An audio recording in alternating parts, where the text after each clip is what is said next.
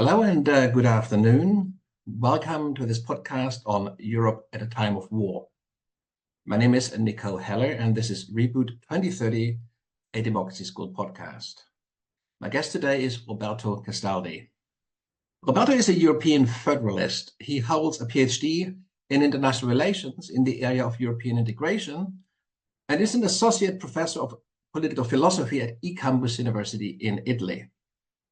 He's also the CEO of the International Center for European and Global Governance, co-edits Perspective on Federalism, and is the general editor of Euractiv Italy. I can see that Roberto is already here, so let me invite him in. Roberto, I already briefly introduced you. Thank you very much for connecting with me here today and to catch up on the state of Europe. Europe at a time of war. This is a kind of a difficult time for a lot of people across Europe, especially of course Eastern Europe and the Ukraine and all that is happening there. But we'll come to that later. Roberto, what we're seeing now is that Europe is facing, possibly for the first time in its history, multiple serious threats. Internally, via right-wing and populist nationalists, and externally because of the ongoing war in Ukraine and other geopolitical risks. I mean, for example, China and so on and so forth around the world. In addition, global warming and migration act within Europe as a fuel. It really further massively exaggerates these divisions along nationalist or populist versus liberal versus federalist lines. And it, at the moment, really looks increasingly like the populists and nationalists are gaining the upper hand. Not really only at the sort of a member state level, but also at the European level. And there are European elections coming up before long. So this really is something to look into. I mean, you've been following these developments closely. Should we be concerned? And how significant are these developments? How will they play out if current trends persist? Over to you. Well, of course, we need to be worried, but in an active sense. It's up to us, European citizens can decide the way that Europe goes through this European election. And I think that we should not underestimate the fact that the geopolitical challenges and the domestic challenges go hand in hand. Because on the one hand, the geopolitical challenges show that the member states are unable to guarantee the security of the citizens. In the European Union member states together spend for defense basically almost as much as China, more than about three times as much as Russia before the war. Now, of course, Russia has increased dramatically its military expenditure, but the 27 together spend still more than about twice as much as Russia, and we have no deterrent capacity. If we had, Russia would not have invaded Ukraine. So we spend about 35% of the US with a capacity of 10%. Why? Because we have 27 useless national militaries rather than having one European defense. This is what an example of what we usually call the costs of non-Europe. Non-Europe is very expensive. Non-Europe is very expensive. There is a report that was coming out last month by the Research Center of the European Parliament about the costs of non-Europe, which is about 6,700 euro per year per European citizen. So if we had a European defense, if we had a European health policy like we did for the vaccines with the pandemic, if we had a European single market, a single capital market, if we had a European fiscal policy avoiding fiscal competition among member states, if we had a truly united and federal Europe, this would save us more than 3,000 billion euro. It was the calculation was. So 6,700 euro per European citizen. This is huge. So if the pro-European parties were willing and able and brave enough to campaign on this, I'm sure that the results of the election would be more favorable for the pro-European parties than for nationalists, because nobody can be so stupid to be willing to keep national sovereignty in fields where this national sovereignty is simply useless in order to spend more money and get less public goods. So this is the issue. And I think that this is linked together, the geopolitical challenges, because the Europeans today are praying.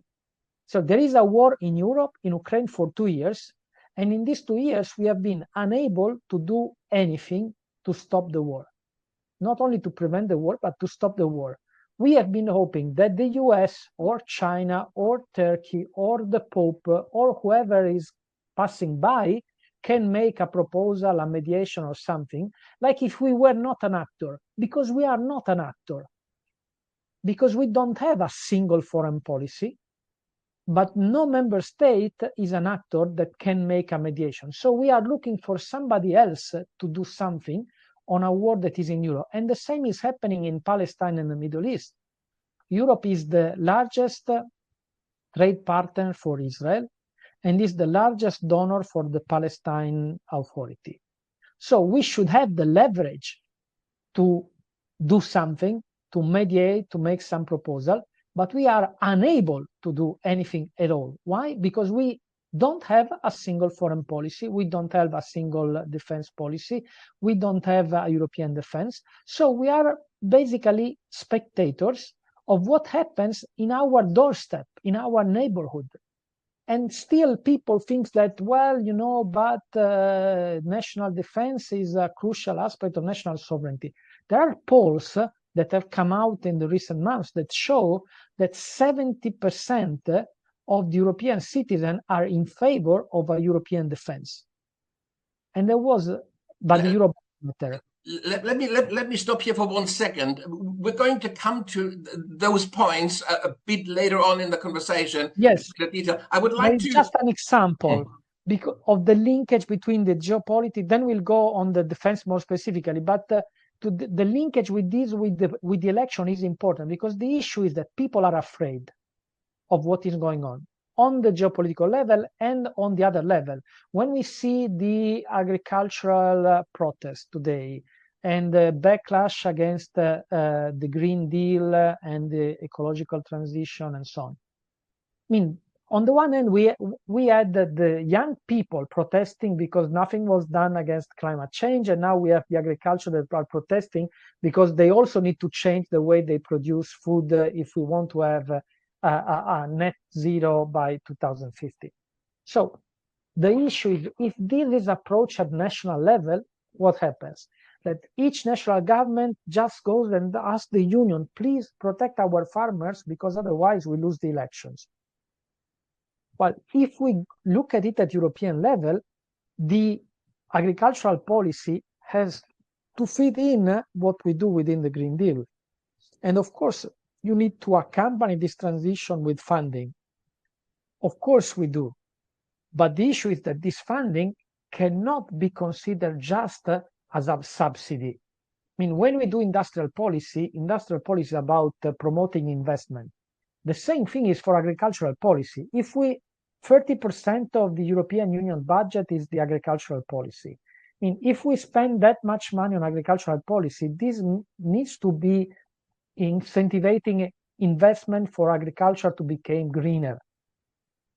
I mean, there is nothing wrong with that. So the issue is that if we are able to frame the issue in a European frame, then everything becomes understandable why we are doing this or something else and how to approach this. And the other element is fear. People are afraid of change. This is normal. But the issue is that the public policy need to reassure people that this change will not have bad consequences for them, because all changes always has a trade-off. There are always some winners and some losers, some good effect and some cost in a transition, even to a better situation. So you need to help people to cover those costs in order to reap the benefits of the transition. And this is how to frame the Green Deal, the industrial policy, and so on. So the point is that we have a narrative of fear by the nationalists and populists, and we have a narrative of hope, of future designing. So Europe is the level of government where we can design a better society, our future altogether. While the nationalists can only propose us to go back to a national sovereignty that is completely useless in the 21st century. And everybody realized that what state alone can solve climate change? Of course, none. Even Europe is small from that perspective. So we have chances, and also we have the linkage between the external aspect and internal aspect in the fact that very often the nationalist parties are linked, financed, and helped by external actors.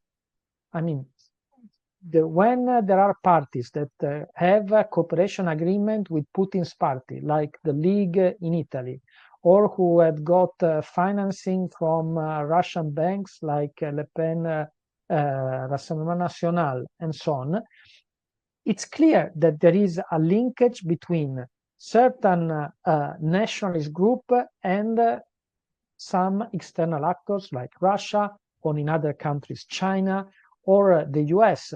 We shall not forget that Bannon came to Europe trying to create the international of the nationalists, of the populist parties, and so on, to try and erode this bad liberal democracy and the European Union, which shall collapse because it's a potential alternative to the US on the one hand, and because it's the protector of liberal democracy in the member states, with this conditionality and so on, blocking funding for member states that destroy the rule of law. Now, the European Commission is unblocking 137 billion euro for Poland because the new government is dismantling the reform of the judiciary of the previous government that destroyed the judicial independence in Poland. So this shows how big was the effect of the European Union blocking this funding. I mean, 137 billion euro is huge. Absolutely. If we think that let me just come in here for a moment. You're absolutely right. There's kind of two. In fact, there's more than two. But that you can sort of reduce it to two sort of, if you like, narratives. A sort of a narrative that is sort of on the sort of on the liberal centrist federalist side, and a narrative that is on the populist, nationalist, and indeed on the fascist side as well. Because obviously those currents exist too. Now, we have these European elections come up, and when you look at the kind of the protests by farmers and so, you will see that a lot of, like not just farmers, but a lot of the kind of haulage, the kind of the truck drivers, the lorries, basically a lot of, if you like, stakeholders that really have to go through fundamental change. In order to, somehow meet or get closer to the kind of climate targets that we've set ourselves, they have aligned themselves, or the far right has aligned itself with those people, and there's a kind of a very, very toxic alliance building up, which is kind of sort of, if you like, a sort of an anti-green fascist kind of alliance, which makes it very, very difficult for sort of like sort of green campaigners, green parties around Europe, and anybody with a green agenda. You mentioned the sort of the Green Deal that's been totally destroyed at the European level. And now, so you have that, and you have the elections coming up now.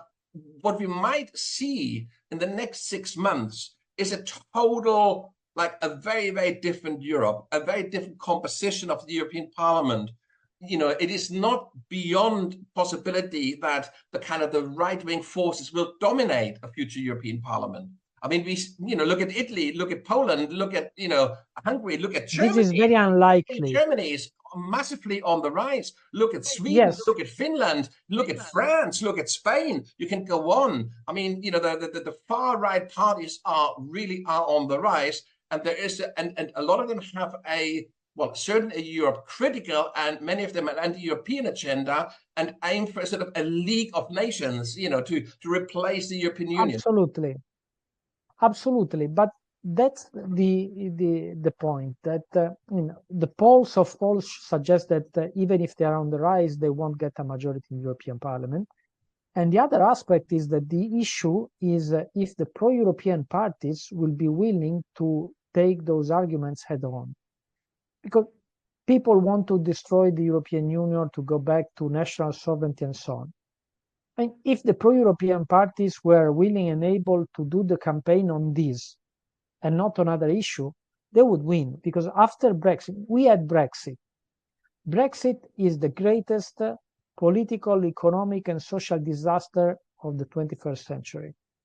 Well, not everybody in the UK sees it this way. This is really fascinating. I mean, it is actually still fairly stable. Yes, the kind of it's sort of slightly changed, and there's more people now thinking it has been a failure, but it's not been a drastic shift. But there was a reason that in politics, concomitancy is very important. The huge economic damage of Brexit was initially hidden by the pandemic because it happened at the same time. So everybody had a dramatic economic slump because of the pandemic. The issue is that after the pandemic, the other recovered and the UK did not, because the UK had Brexit and the other did not. So now people start realizing that, well, maybe this is actually Brexit and it was not just the pandemic. So now there is an increasing strong public opinion that realized that Brexit was a failure. But around Europe, people realized this very quickly. I mean, we can remember the images of a supermarket in the UK without vegetables and without medicines and so on because of Brexit.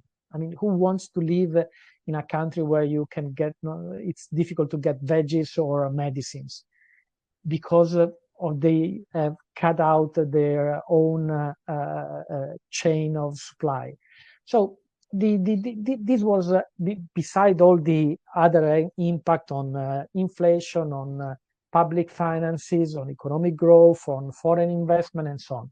So Brexit was a disaster, and I think that everybody in Europe realized that. So even the nationalists that before used to call for their country to get out of the European Union, like Le Pen was for Frexit and Salvini and Meloni were for Italexit and so on, nobody today speaks about quitting the European Union because everybody realized that without the European Union, they are done.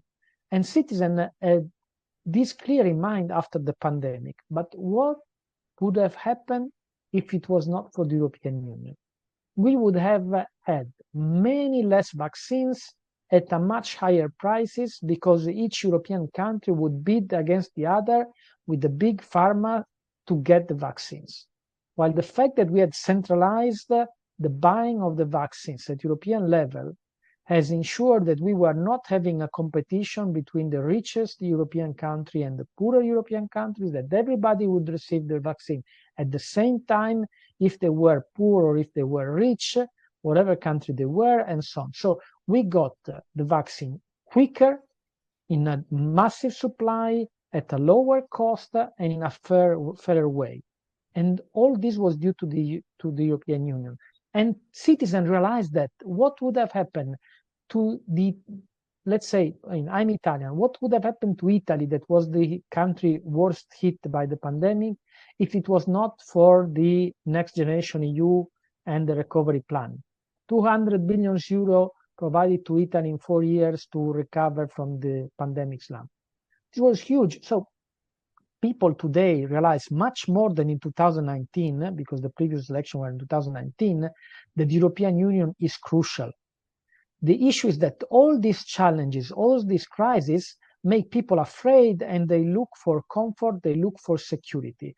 And the pro-European have not been willing, able, and brave to go out and campaign to say, we need to complete European integration if you want to get protection. If you want a Europe that really protects you, and not just with the vaccines and Next Generation EU, but also with the green transition, the digital transition, the European defense, and so on, we need to give Europe the means, the power, the competency to do that. I think that if the pro-European go and campaign on this, they win. Because it's true that people are afraid, but are not stupid. They are afraid for good reason, that they see that we don't count anything on the global scene confronted with this crisis. At the same time, the only one that make a proposal to defend them, even if in a stupid way, are the nationalists. They say, we'll close the border, no migrants anymore, we'll keep the war at bay outside our borders, and so on and so forth. This is nonsense, of course. I mean, Italy is the best example. We have now a very right-wing government. In the first year of this government, we had more than twice as many migrants as before. So this tells us everything about how stupid their policy proposal about migration were. They said, vote us and we'll close the border, no migrants anymore. We have more than double numbers. Well, it's interesting. It's interesting about it. Actually, the same, but not, I don't know whether to the same extent, but in the UK too, migration went up after Brexit. But that's an interesting point. But I think there's a danger in kind of always sort of saying, well, to look at this kind of binary alternatives in Europe or no Europe. Because I think what is a far more problematic situation is that we're in Europe, but that Europe stops functioning entirely. For a whole host of reasons, if we have a very strong, possibly even a dominant nationalist bloc within the European Parliament, it's going to be very difficult to pass any legislation at a European level. So that's one thing. So there is this whole issue about dysfunctionality that will go up and will add to the problems and play into the hands of populists who will even more be able to say, you see, nothing happens, it doesn't work. And they'll be able to undermine and at the same time criticize that it doesn't work. So I think that is one thing that we have to be quite aware of. The other thing is, let me just to add this, the other thing is that so far the EU has, for all its flaws, been a very positive force in terms of employment rights, environmental standards, consumer protection, you name it, anything from mobility to healthcare to this, that, and the other. Now, if you have a right-wing majority in the European Parliament, this could flip. So rather than Europe being that positive influence that we all know, it could become quite the opposite. It could drive climate change. It could basically liberate industry so that workers across Europe have less rights. It could force countries that are protecting their workers to stop doing so. So there is this potential for Europe to turn in on itself, quite apart from the risk of dysfunctionality. Maybe you can say a little bit about those two and how you see that develop and where you see the risk and challenges. Yeah. Well, I don't think that there will be a right-wing majority in the European Parliament because the polls at European level suggest this is not the case. So I think that we will have again a majority between the EPP, the center-right, the Liberal, and the of Renew Europe, and the Socialists and Democrats, and possibly the Greens with them. So these will probably remain the majority of the European Parliament. At the same time, I think that the issue is it's up to the European citizens to decide with their votes what kind of European policies they want. So it is perfectly fair to have a center-left or a center-right majority at the European level, and on the basis of that majority, you will have more left-wing or more right-wing policies at the European level. The issue is that it's important that remains the cordon sanitaire, the limit to the fact that nobody is allowed into the European majority if they are against European integration itself. Because, you can always find a compromise on a policy, find a balance regarding the different policies, right or left, if you agree that that policy needs to be done at European level. What you cannot find an agreement, a compromise, is when you think that this policy should be dealt with at European level with somebody that thinks that no, this should be dealt at national level only. Because there is no possible compromise at that point on the kind of policy to be done.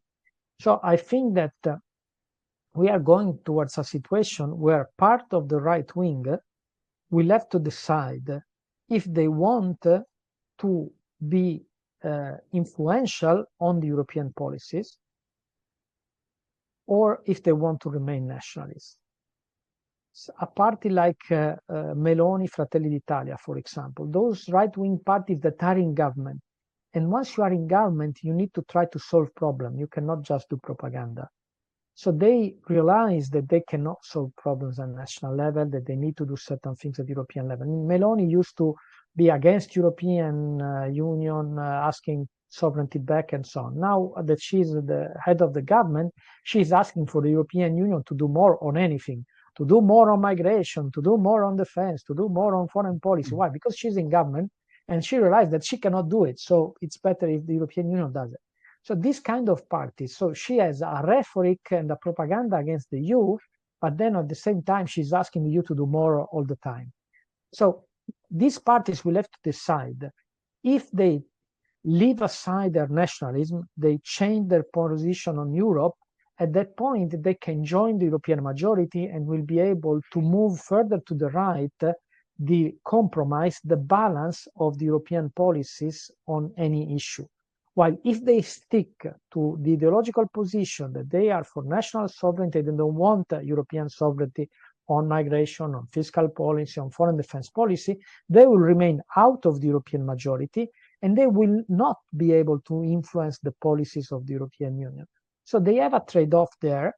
And I think that this will, what is likely is that we may find a split in the right-wing parties during this legislature. So they go together now because it's important to have a European family and to pretend that they will be strong, will become an important group that will be relevant and impactful and so on. But at the end of the day, they will realize that if that group keeps a nationalist position, they won't be able to influence any policy. At that point, some of them may decide that we better serve even our national interest by taking a pro-European stand and influencing European policy than maintaining a nationalist one and being unable to influence European policy. Because they may like it or not, but the most important policy decisions are taken at European level. This is the contradiction of today's world in Europe, that the policies are decided mainly at European level, but the politics, the political competition is mainly run at national level. So citizens basically look at what national parties say, but what matters is what they decide actually at European level. I mean, the Green Deal, which influence all kinds of policies, from heating to transport to agriculture to industrial policy, this is decided at European level, not at national level. When we think about the Chips Act, the Artificial Intelligence Act, all these kind of things that are regulating the future, all of this is not done at national level. It is done at European level only. So I think that we are today in a situation that people can realize that what happens at European level is very impactful, provided that the pro-European parties are willing and able to campaign on that and to campaign on the success of the European Union. I mean, in this legislature, 2019-2024, the European Union did the vaccines, the next generation EU with the first common debt for the first time, the European Central Bank poured over 2 trillion euro to save member states during the pandemic and finance their efforts. So, I mean, we have seen, and the European Union was able to answer the Russian invasion to Ukraine with a number of 13 now packages of sanction and military help and so on. So without the European Union, would we be better off? I think that this legislature proved very well that we would be worse off without the European Union. The issue is if the European parties, the socialists, the liberals, the Christian Democrats, are they gonna fight? Are they gonna campaign for Europe? Because it looks that while the nationalists are happy to campaign against Europe, they play on the attack, the pro-European play defense only. They are saying, oh, but you know, it's not that bad. I mean, nobody can be convinced by saying that something is not that bad. You need to show why it's good and how can be better. And that's the challenge for the pro-European parties, that we should challenge them every day. Tell us the truth about the cost of Europe, about what European Union did this legislature, about what we could do if we were more united on fiscal policy, on the defense, and so on and so forth, on energy. And energy is the best example for certain aspects, because we had a big energy crisis. And now that the prices have come down a little bit, this has come out of the public view. But in Europe, we pay energy 2 to 3 times as much as China and the US, which are our main competitor. Our industry, our economy will not prosper long if we pay energy, which is essential for all production, for all transport and so on, 2 to 3 times as much as China and the US. So we are done. But if we had a single European energy grid, the price would go down 32%, according to a study of the University College of Dublin. 32% only if we had the European energy grid, because we would be allowed to exploit wind energy from the north in winter and solar energy from the south in the summer and so on. And by being able to move the energy throughout Europe where it's produced and so on, we would be able to have more energy at a cheaper price and a reduction overall of 32%. If we had a European strategic reserve like the US, if we buy the energy, we are the largest energy importer in the world. I mean, when there was the invasion of Ukraine, we had a terrible spectacle. We could see all the foreign ministers of each European country going to the same African countries to negotiate new deals to import more energy. And these countries were so happy because they could make the price. Because if you don't sign this price today, Italy, okay, tomorrow we'll give it to Spain or to Germany. So they make the price. But when we think about gas doesn't move without the pipeline. I mean, you need to have the pipeline. The pipeline from Africa go to Europe. So you can send it to Italy or Spain or Germany, but only to the European Union, because that pipeline comes here. So if we had sent just the European Commissioner for Energy and saying, look, we'll buy all this energy, but at this price, otherwise we don't buy it, and we would make the price, and we will not be forced to pay 2 to 3 times as much as China and the US. So we could do so many things that benefits the European citizen if we only were united. It's amazing. But the issue is that the political parties are not campaigning on the offensive, showing what we could do if we were united, and we can see it when we are, because what we did for the vaccines, we could do it for the energy, we could do it for the military equipment, and so on and so forth. So we have plenty of areas of policies where, by being divided, we continue to spend a huge amount of money for nothing, while we could have much less expenditure for much better public goods if we were united. So this is something that everybody can understand very easily. And with this report by the European Parliament, it provides ammunition for the pro-European parties if they are willing to use them. I think, Roberto, the line of argument you're taking is really viable. It's as you said, a narrative of hope versus a narrative of fear. And I think this is really, in terms of the upcoming European election, that is absolutely key. I'm sort of, well, we'll see whether that works, because of course when I look back at the UK, and there was a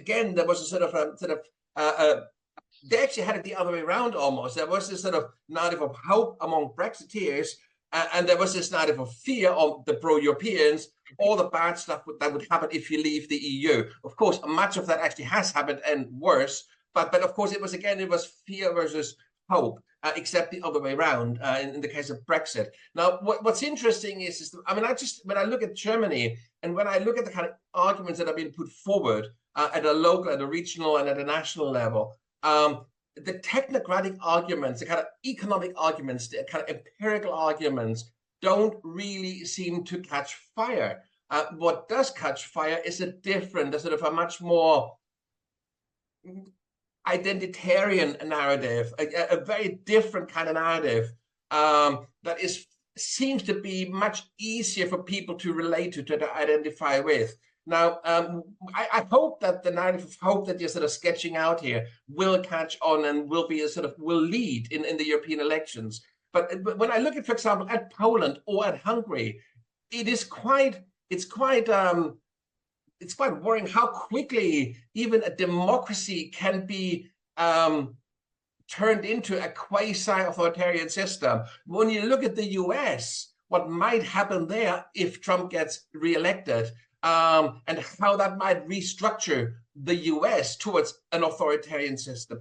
I wonder, would such a thing be, in your view, be possible at a European level? I mean, this is a kind of a thing, if you're right, and if the far right kind of populists remain a minority, it's all for nothing. We're lucky. We're kind of plain sailing. But if that isn't the case, if we're back in 1928, and not in 1928 Germany, mind you, but in 1928 Europe, where you also had Franco and you had Mussolini and you had Hitler and then you had, so it was not just a German thing. And again, now it's not just a German, or Italian or whatever, or Polish or Hungarian. It's a in fact, a global sort of current that is kind of sweeping across Europe. And if that current has that sort of the tailwinds that it seems to have, how dangerous could that be for the European project?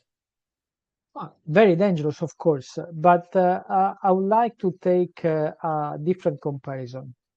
And this comparison is India. India is a strange country in the sense that it was created as a democracy by the Mahatma Gandhi, and it was one of the poorest countries of the world. And most of the poorest country of the world, one way or another, had an authoritarian turn. Because when you have millions of people that die by starvation every year, it's very difficult that they will accept that they keep a democratic government in place. But India did. And why did India remain democratic even if it was so poor and with so millions of people starving every year? And the reason was that it was a federal system. Because to change India, to make an authoritarian turn in India, you would need not only to get control of the federal government, but also of the state government, which is very difficult. And I think that from that perspective, the European Union, being still not a fully fledged federal system, but a partially federal system because it's a multi-level system of government, is our best insurance against authoritarian turn. Because on the one hand, it's when you have an authoritarian party that gets the upper hand at national level, you will see the European Union trying to make resistance. Like you had peace taking away the judicial independence, and you had the European Union blocking 137 billion euro funding, which probably played a role in having the opposition winning the election last autumn in Poland. So it's difficult. The European Union makes it more difficult to have authoritarian turn into the member states. At the same time, it's difficult to have an authoritarian turn at the European level because to change the rules at the European level, you need the consent of the member states. And other member states where there aren't authoritarian forces in government would not accept to reduce the liberties, the freedom, the rule of law at the European level. Furthermore, it's very difficult for the nationalists to agree on anything. They have a negative agenda. They agree in saying no to this, no, not to that, no to Europe, no to migrants, no to vaccines, no to something else, no to the Green Deal. But when you try to see what is their agenda, the positive agenda, what kind of policies they want, they have none. The best example is Identity and Democracy group in the European Parliament. Now there are the European election and they don't have a manifesto for the election. Why? Because their manifesto is, and their statute says that each member party, each national party votes the way they like. And the responsibility of the whip is only to ensure that each delegation, national delegation, votes as their national party says. So even if they vote each against the others, well, that's fine. I mean, they in their own statute, they recognize that they don't have an agenda. They cannot make any policy. So why should a reasonable person vote for somebody who doesn't have an agenda? You don't know what they want. You only know what they don't want. They don't want migrants. They don't want Europe. They don't want the Green Deal. So they don't want to deal with climate change, which will kill your children and grandchildren. Is this what you want? They don't want migrants, but their policy to prevent migrants are a failure. Once they go to government, migrants are twice as much as before. They don't want a European sovereignty, but with your national sovereignty, Putin will invade Ukraine and maybe afterward other countries. Because if we were acting alone, nobody would be able to help Ukraine and we would be done in a short time. So their agenda is completely nonsense. So I think that from that perspective, also what you said about fear and hope is very relevant. Because in the UK, hope won. It was a wrong hope because the Brexiteers were lying. Yeah. When they said with outside Europe, we would have 150 billions per week for the NHS. It was a lie. It was, but yes, absolutely, yeah. Yeah, it was a lie. And in fact, today the NHS is in the worst situation ever. And there is so much discussion in the UK how it's possible that the national health system is so bad. No, because it was a lie. So it was a lie, but it was framed as hope, while the remainder were based on the status quo is not so bad. So my issue is precisely the same. On the one hand, you are those that are running over fear, but the others are not running on hope. They are not presenting a strong project. That's what they should do. If they do, the pro-European will win, because the pro-European project is in the interest of everybody in Europe. I mean, you have to, and this is also about identity politics, the other crucial element you mentioned.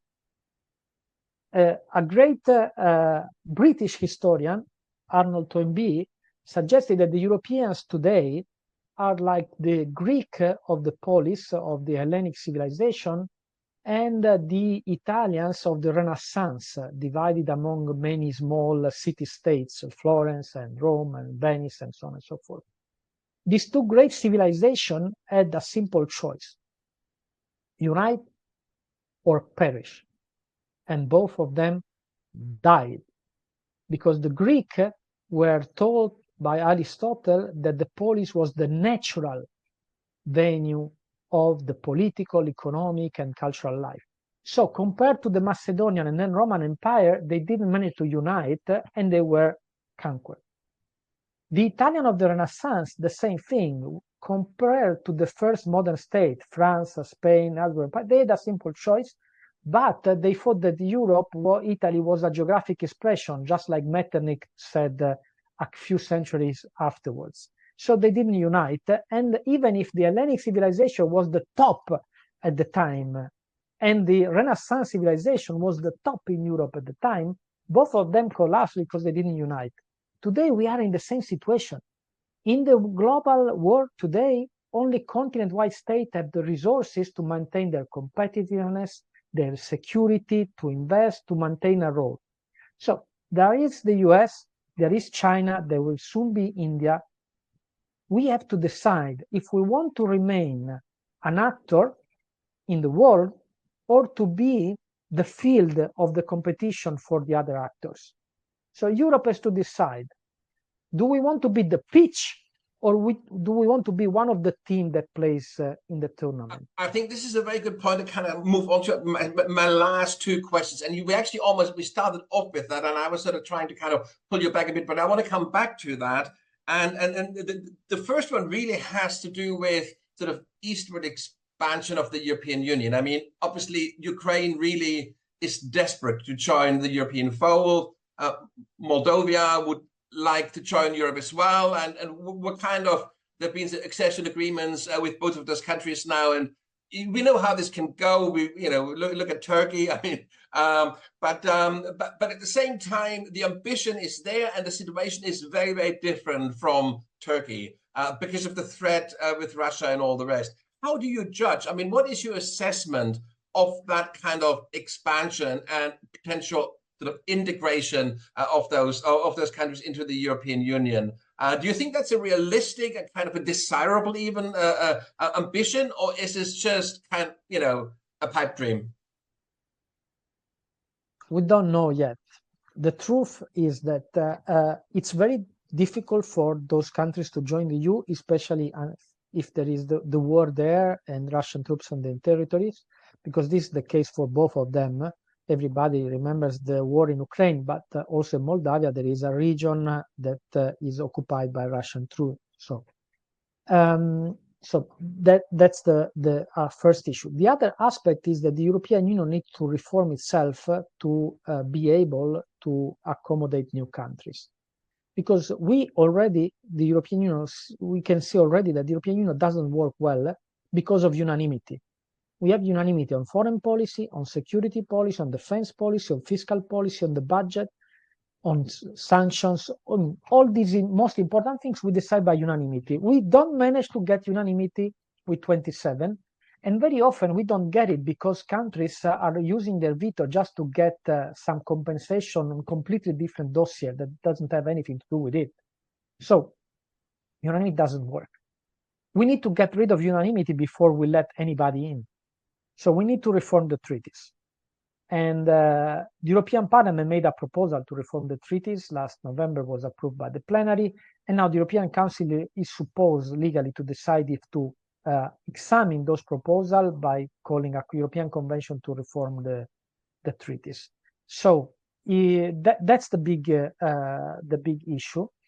And of course, let's make a mind game, a mind experiment. Let's think for a second that today Ukraine was a member state of the European Union with the current rules. Now, Ukraine, for good reason, I mean, let's say the war is finished. We don't know how, it doesn't matter. But the war is finished in Ukraine. Ukraine is a member of the European Union, which is with the existing rules. Now, basically, any Ukrainian would have had somebody in his or her family killed or wounded or something else because of the war. Anybody in his or her family will have a killed or wounded or something or having fled, exiled, whatever from Ukraine. So in that country, to get any form of cooperation with Russia would be unacceptable. For good reason. At the same time, for Europe as a whole, Russia is our neighbor. If the war is finished, we'll need to find some form of security organization in Europe. We cannot just have an enemy at our doorstep without creating any cooperation agreement, any security agreement, anything at all. So Europe would have the need to establish some form of relationship with Russia, and Ukraine would put a veto on anything in order to have its way on the only things that matters, that is not to have any form of cooperation with Russia. Because any Ukrainian government that accepts to have any form of cooperation with Russia will lose the election. So this is a mind experiment, but it's very easy. Everybody can understand what unanimity would do if we were to enlarge now. It would completely paralyze the European Union.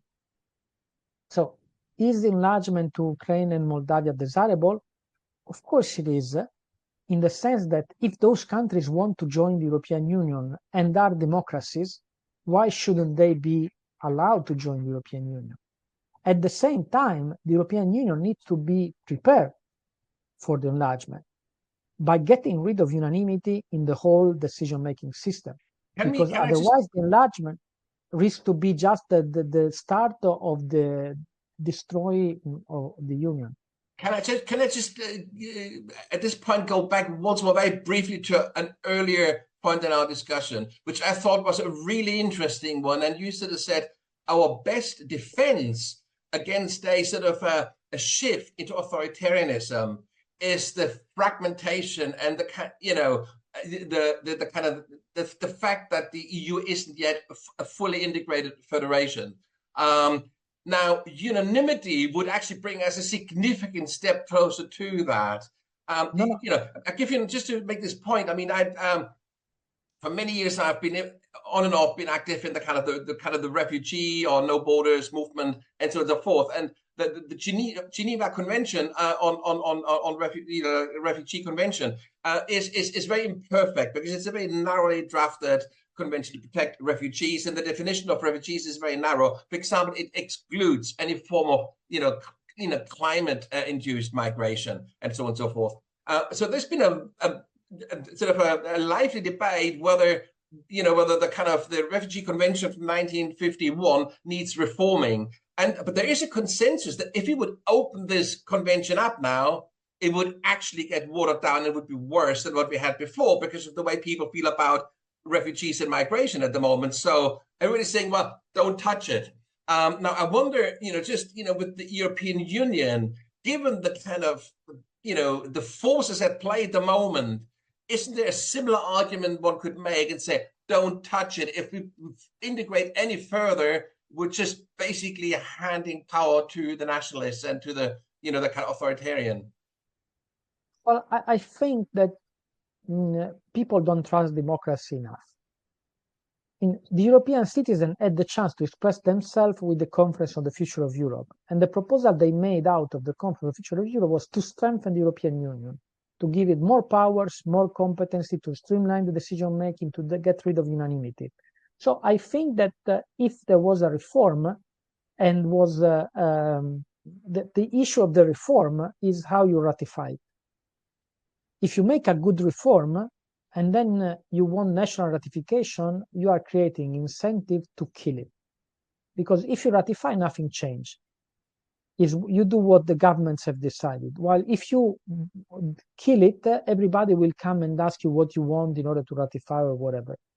So I think that the issue is that we need a reform that institute a European referendum, like the Conference on the Future of Europe proposed, and that European referendum is used to ratify the new treaty. That referendum should be with double majority. You need a European majority, but also a national majority in a majority of member states, in order to recognize the fact that the Union is a federal system that is a union of citizens and of states. So you need a double majority, both of citizens and of states. Of course, if you get both, the treaty is ratified. It means that you may still have some countries where there was a national majority against ratification. In those countries, they should vote again within 6 months to decide if they want to ratify or leave the Union. At this point, they can make, so nobody is obliged to stay in the Union if they don't want to, but nobody can block everybody else to go ahead in further integration if the other want to. Because if you want your national sovereignty to be saved, you need to ensure that also national sovereignty of the others is saved. So if you have this double majority is ratified, the other revote within 6 months to decide if they want to ratify or leave. I believe that after Brexit, nobody can be stupid enough to vote for leaving the European Union. And I think that it's time to reform the Union, that there is a strong case to reform the Union to get rid of unanimity. People can understand this. The issue is just if there are leaders that are able, capable, brave enough to tell the truth. We cannot deal with this issue at national level. We need to deal with this issue at European level. And to do that, we need to get rid of unanimity. Otherwise, we're never able to decide. So these are very simple things to say because it's clear to see.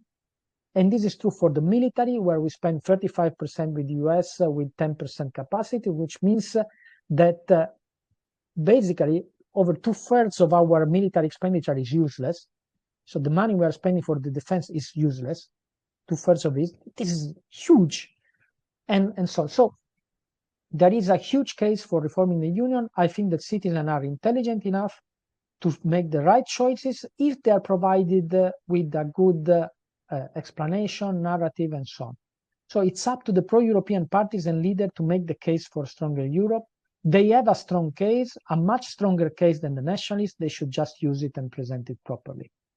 I think that's I'm very glad to hear this, because it is a sort of a defense of democracy, and there is a sort of a knee-jerk reaction that you might see where people sort of say, well, like at the time when democracy is under threat, don't make it even more democratic because it makes it also more majoritarian, which may just kind of give more power to populists. But of course you're countering that. You're saying, well, let's trust the common sense of people, and let that. So I think it's a fine balance, like, but I actually, on the final analysis, I think you're absolutely right, and I would kind of go for the same thing. It's just it's one of these things, so when people sort of think, well, is this the right point to do away with unanimity, where a single sane country could stop a majority of fascist countries from going over the edge, and we're sort of saying, well, okay, let's play this, let's trust it, let's just hope that majority never materializes. So yeah, no, absolutely. But no, going on to the last, you want to come in here? No, I don't know. I'm wait for a question. Okay, so going on to the last, the last question here, which has to do with, and we have started off there, and you have said a lot of interesting stuff there already, the European defense issue.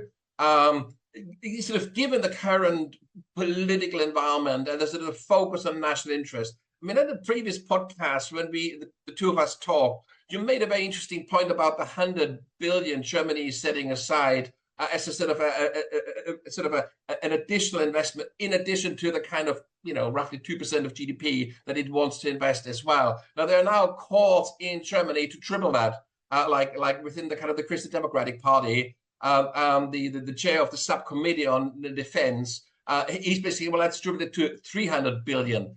So these numbers that go up, and we're kind of in the middle of a kind of an arms race, really, when you think about it. But the problem, of course, and you made this point very forcefully previously, is if governments, and the German government in particular here, thinks about this as a national issue and invests that 100 billion or maybe 300 billion in a national defense force, when it could really kind of also contribute significantly more to a European infrastructure, then actually it may be counterproductive. But that's what I see happening. I see very, very little. The other thing is Macron came out, and I'm sure you must have heard that as well yesterday, that he would even put boots on the ground, soldiers. That he would not, he would allow that as a possibility. He didn't say he wants to commit to it, but he said, let's not take it off the table. And of course, alarm bells went off across Europe today.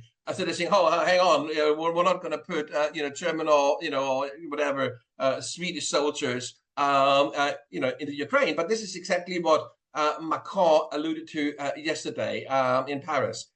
So these are, so we have a situation where, national players, the president of France, the German government make a very sort of national focused decisions without really kind of coordinating with their partners.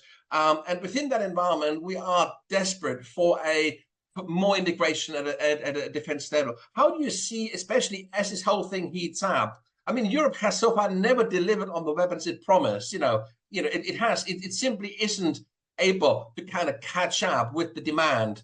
So the pressure is building up, and it is also losing credibility. And at the same time, there's increasing demand for some kind of coordinated response. How do you think this is going to play out, and what do you think should happen? Well, you are absolutely right. The issue is that it's approached at national level. There is no coordination. Everybody says whatever they want. And the result is that we are not able to do what we promised, because we are really acting at European level. So what would a European defense look like? We need to address 4 issues. First, what kind of military apparatus we want to have at European level? So what is the military apparatus that we pull together, and what kind of model of defense? We probably have a dual defense.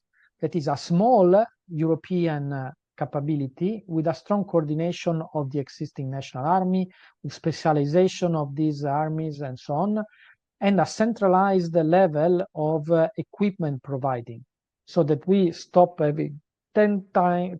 I mean, the US have one kind of tanks, we have 7 tanks. Doesn't make sense in economic terms and so on. They have 3 planes and we have 10 planes, and so on and so forth.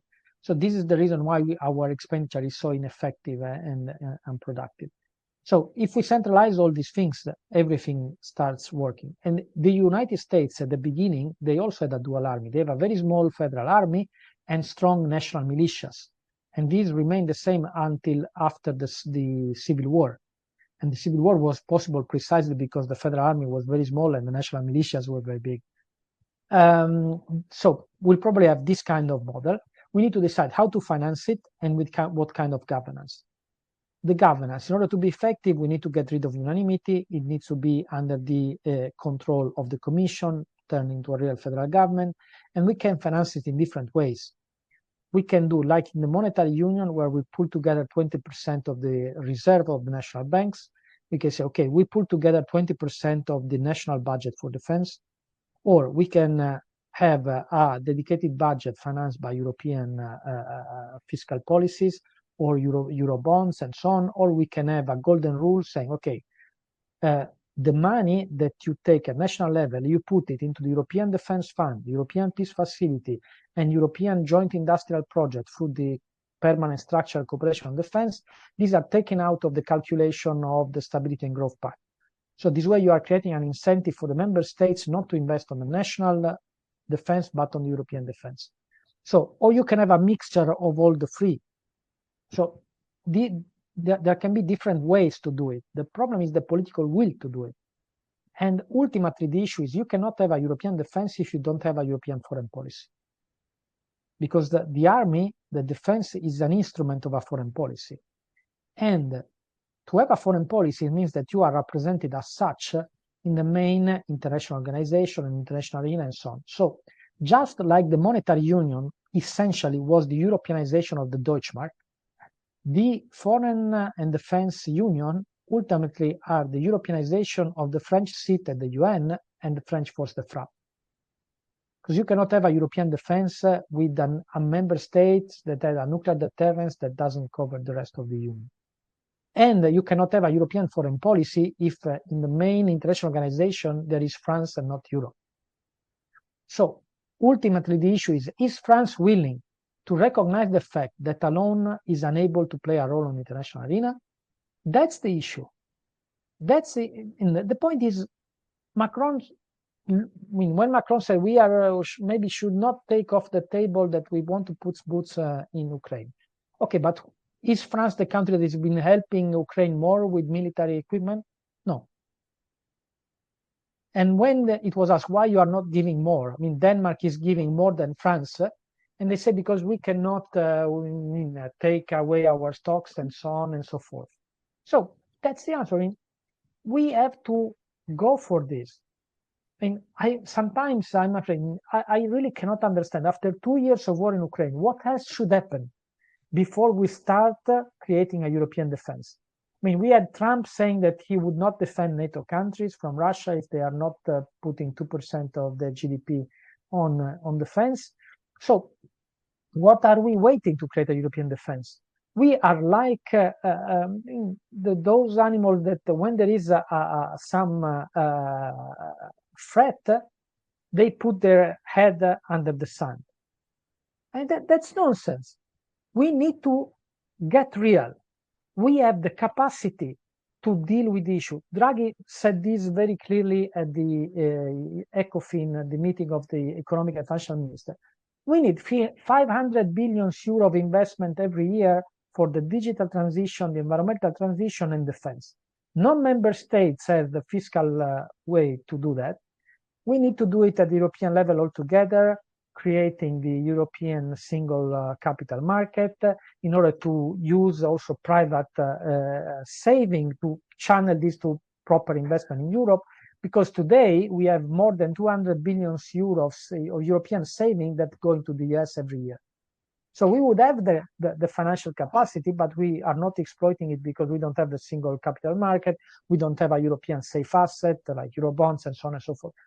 So we have the capacity. One of the things that gets me very angry is that when we discuss things, Europeans always feel that they are poor, unable to do anything, and hoping that somebody else will take care of things.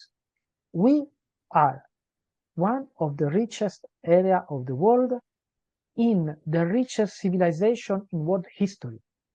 There was nobody in the history of mankind that had the kind of wealth that we have.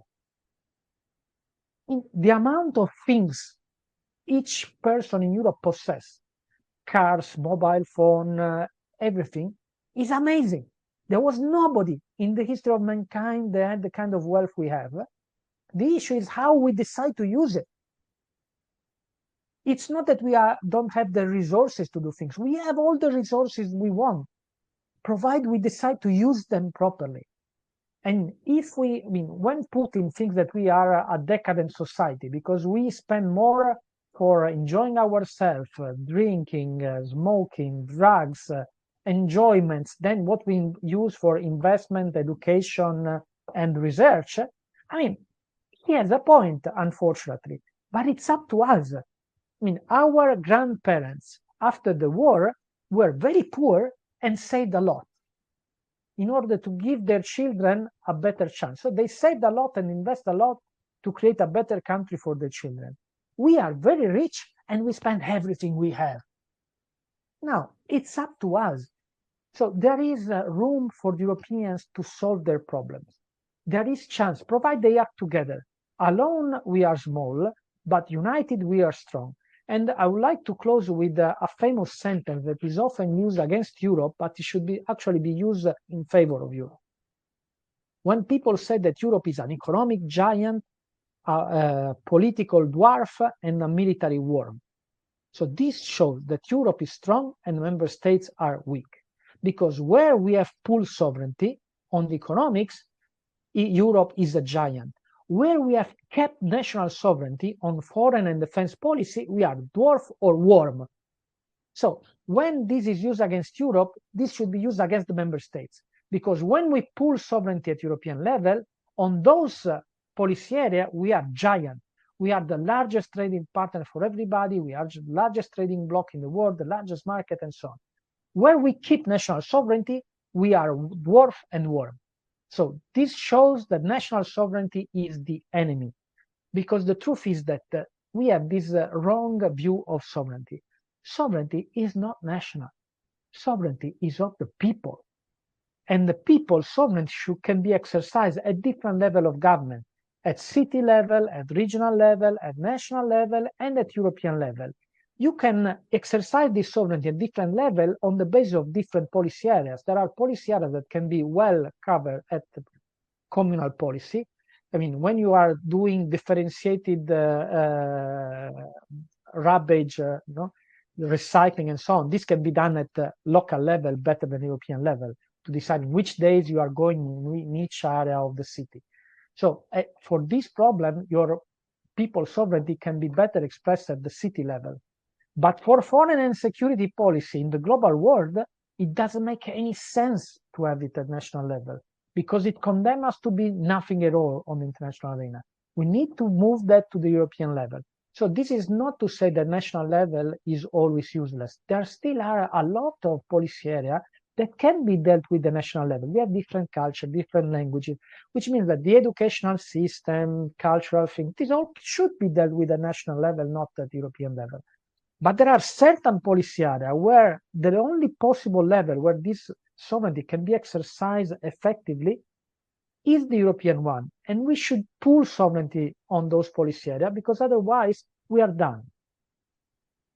Excellent. Roberto, this was a very powerful sort of closing statement here. I'm very grateful for you to be my guest again today. We've slightly overrun, but then we had difficulties in the beginning, so I'm glad we kind of got the full hour. Roberto, thank you ever so much. It's always really, really interesting talking to you. And of course, Europe, and everybody can sense that it's very close to your heart. So it's really, really nice. Every time we talk, I learn an awful lot. So it's almost like my private little university here. So Roberto, thank you ever so much. It's been a great pleasure to have you. And let's stay in touch and, catch up at some point in the future. Thank you. Thank you very much. Have a good day. Bye-bye.